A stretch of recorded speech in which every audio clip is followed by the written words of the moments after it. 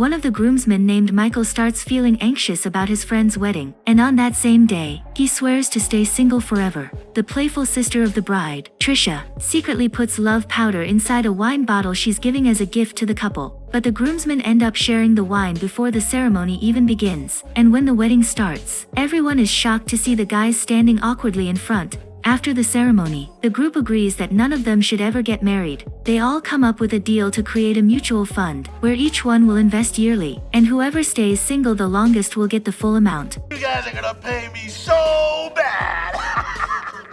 7 years later, Steve loses the bet by marrying the mischievous Trisha in a wedding led by an Elvis impersonator acting as the priest. Their mutual fund has now grown to $475,000, and Kyle can't hide his excitement. Only he and Michael are left unmarried, and Michael believes there's no way Kyle would ever settle down. One night, Michael is spending time with his girlfriend when Shelby asks him to say the 3 words. Michael assumes she means "I love you" and freaks out, telling her to leave. Shelby storms off and ends their relationship.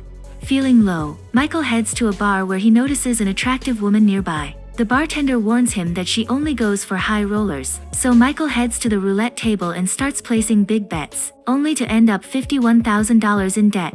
He's then taken to the office of the casino boss, Carlos, a man known to run things with an iron fist. Carlos gives him 1 month to pay back the money, or else there will be consequences.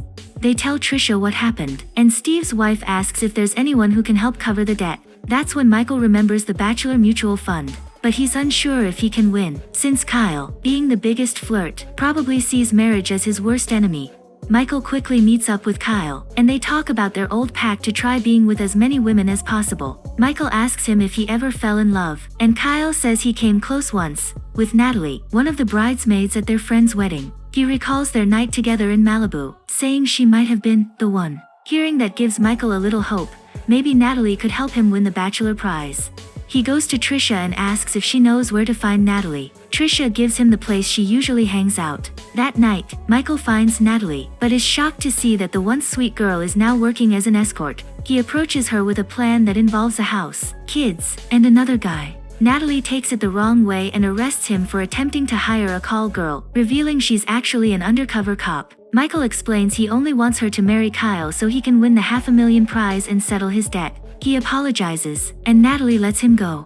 The following day, while Michael's still trying to figure out how to raise the money, someone knocks at the door. It's Natalie. She says she's thought about the idea and is willing to go along with it, as long as they split the prize. She explains that she wants payback for how Kyle treated her after the wedding. It had been her first time, but Kyle left her on the sidewalk with barely enough cash to catch a cab. The first step in their plan is to learn what kind of women Kyle likes. They spy on him and see he's getting close with a flight attendant. Natalie figures out that Kyle has a thing for brunettes in uniform. When Kyle heads to the bedroom with the stewardess, Natalie sneaks into his place. Michael, impressed by how stunning Natalie looks, makes a comment, forgetting the mic is still recording. The next day, Michael casually asks Kyle about the girls he's been with lately. Kyle says he's into girls working the makeup counter now, and maybe he could even imagine marrying one someday. Michael and Natalie now spend a lot of time together during their undercover missions, and one day, she gives him a surprise gift, a pair of red devil boxers. She urges him to try some sushi, and though he complains that the idea disgusts him, she somehow convinces him to take a bite, and so he does. That night, Natalie listens to the recordings from Kyle's place. When she hears Michael accidentally admit that he finds her attractive, she can't help but smile. At their friend's reunion, Trisha introduces Michael to Natalie, and they both act like they're strangers. During the meal, Trisha mentions that the two of them could make a perfect couple. But Michael starts panicking as his imagination runs wild. He pictures Natalie in a wedding dress and later carrying their baby. Later that evening, the two go for a walk, and Michael opens up about regretting not asking Natalie out after their friend's wedding. The moment turns romantic. Just when things start heating up, Michael stops and apologizes. Feeling let down, Natalie walks away and simply tells him to bring Kyle to her the next day. Still holding on to his promise to never get married, Michael tries to talk himself out of liking Natalie, but his feelings are getting harder to hide, especially when he unknowingly sketches Natalie's face on his wall. Meanwhile, Natalie confides in her partner during a stakeout. She asks how to get Michael to make a move, and the criminal they've arrested suggests she try making him jealous.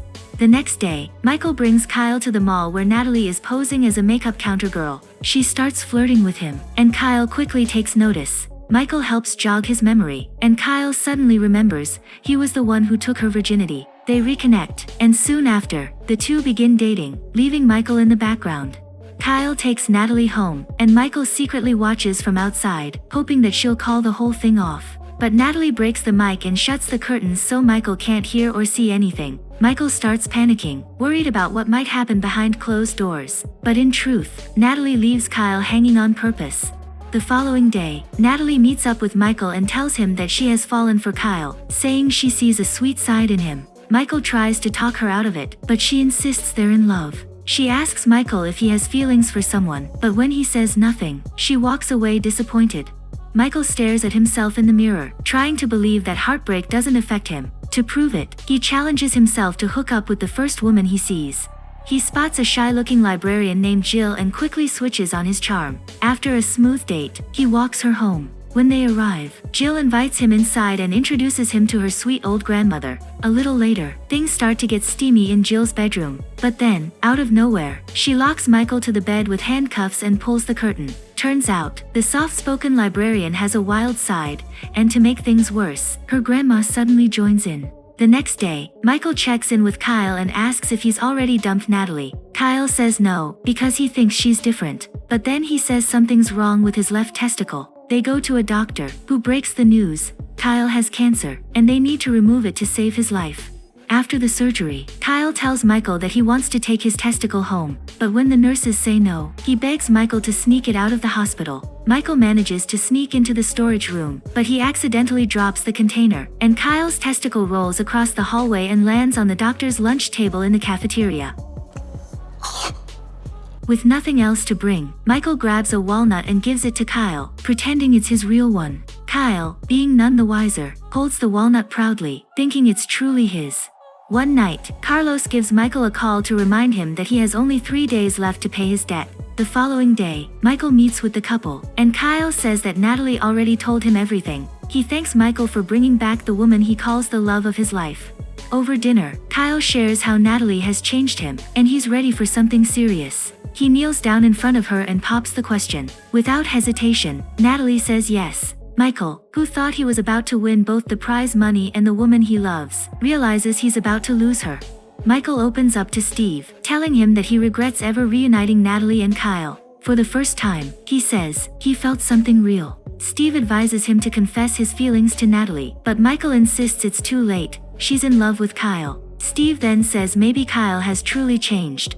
But at Kyle's bachelor party, the place is full of women, and Kyle confesses to Michael that even after getting married, he plans to keep seeing other women. Steve congratulates Michael on winning the $500,000 fund, but Michael says he won't take it. He plans to stop the wedding. Right after that, a bowling ball accidentally hits his head and knocks him out cold. The next day, Michael wakes up late and rushes to the wedding venue. When he gets there, it's too late. Stop the wedding! The ceremony is over, and he sees only the bouquet left behind. Defeated, he heads home. That night, Michael finally pays off his debt to the casino. Carlos asks him where he got the money, and Michael answers, "I sold my soul." A few days later, Michael sees Kyle with a new woman and decides to confront him. Kyle punches him, accusing both him and Natalie of setting him up. Confused, Michael says he doesn't know what he's talking about, so Kyle tells him the whole story. On their wedding night, Natalie asked Kyle if he still remembered what happened in Malibu. When Kyle smiled and brushed it off, she knocked him out. The next morning, Kyle found out their marriage was annulled, and Natalie had disappeared. Michael apologizes, but Kyle doesn't seem upset. In fact, he's thrilled. He says he's getting even more girls now. He adds that he's currently dating a redhead who works at a library. When Michael realizes it's Jill, he says she might just be the perfect match for Kyle. That evening, Michael finds Natalie back on duty, working undercover once again. He gives her the bouquet and tells her he tried to stop the wedding, but he was too late. He makes a heartfelt proposal about building a life together, with a home and kids. Natalie laughs at first, and then, a few weeks later, they actually tie the knot. Meanwhile, Kyle ends up handcuffed to a bed, as the librarian and her feisty grandmother teach him a lesson he won't forget.